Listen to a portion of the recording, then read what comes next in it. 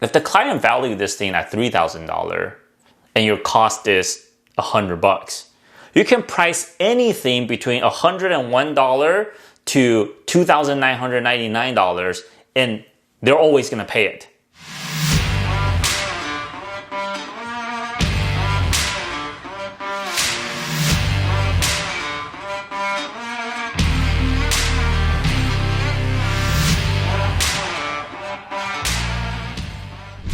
This question is, well, you changed scope. Your scope of work changed, right? Now, did it warrant double the price? I don't know. If Brian is paying for it, my guess is the answer is yes, right? So this is very interesting, and I think we have blog posts, so we're gonna link it somewhere to go back to this blog post. I love pricing because there's really 3 sections, and maybe where do I have blank space right here? Right here? Okay. So I love pricing. I always remember this chart that's got client value, price, and cost. Okay. Most service people, most service companies, when we start, we price from cost. For example, I value my time $10 an hour, and I spend 10 hours, so it's going to be $100. I like to make, $30 on $100, so the price is $130. So we do a cost plus pricing, okay? We feel confident. We feel like there's some ground behind our prices, right? We feel like this is pretty good. Like I got to back it up. But the issue is, then the client asks you, and you're like, hey, why did you charge me $130? And you say, oh man, I spent all this time, blah blah blah, and blah blah blah. And the truth is, your client don't give a fuck, right? I don't care how long it takes you to edit my video. I don't care how long you shoot. I don't care any of that, because what do I want at the end of the day? Results. I want results, right? But we don't price like that because nobody taught us in school to price like that. Right? What I want is results. So then the question is, okay, what is the result? So the better way to price, is from that result.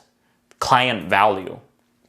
If the client value this thing at $3,000 and your cost is $100, you can price anything between $101 to $2,999 and they're always going to pay it.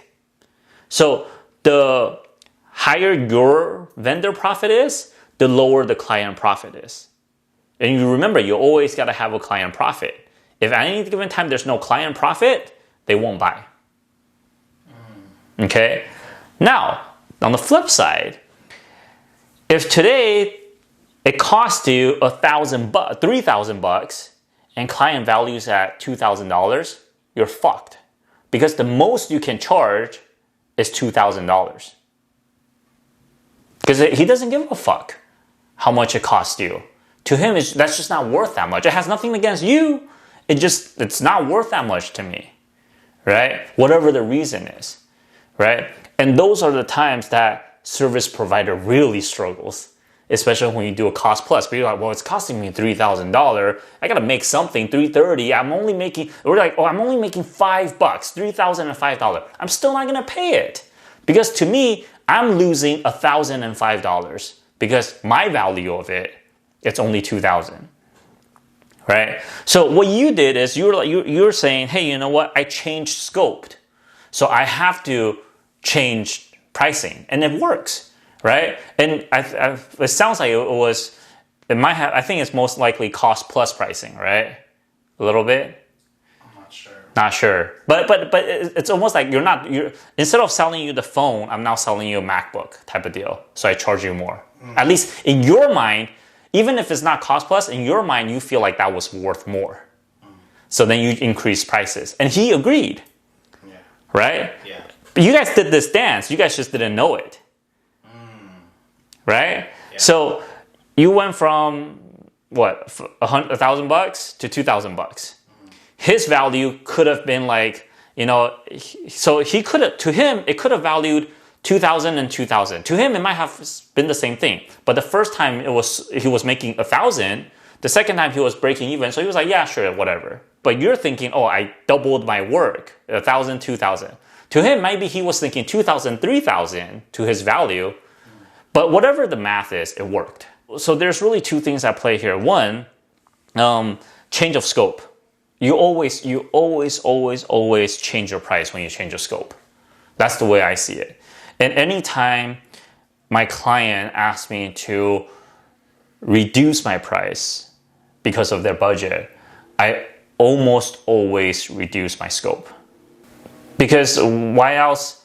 Here's the funny thing about discounts. It's like, if I tell you something is going to be $3,000, and then you tell me, Mike, give me a break, and I say, okay, now it's 2,500, and I didn't take away any scope, then my question is, were you just trying to rip me off? Because how were you able to do that? Right? Now you're like, oh, well, there's discounts and promotion. Okay, fine. But promotions and discounts are always limited in my mind. That to me is separate. Yeah. So this is what I would do. I would say, hey, Jay, it's going to be $3,000. And you know what? I'll give you a friends and family discount of $500 for the next 6 months or the next 12 months or for the next ever. But regardless, that to me, the way I see it is this thing is valued at $3,000. But I'm giving you that discount. That's my expense. It's not that this thing's valued less. It's that I'm taking money out of I'm putting stuff on the table.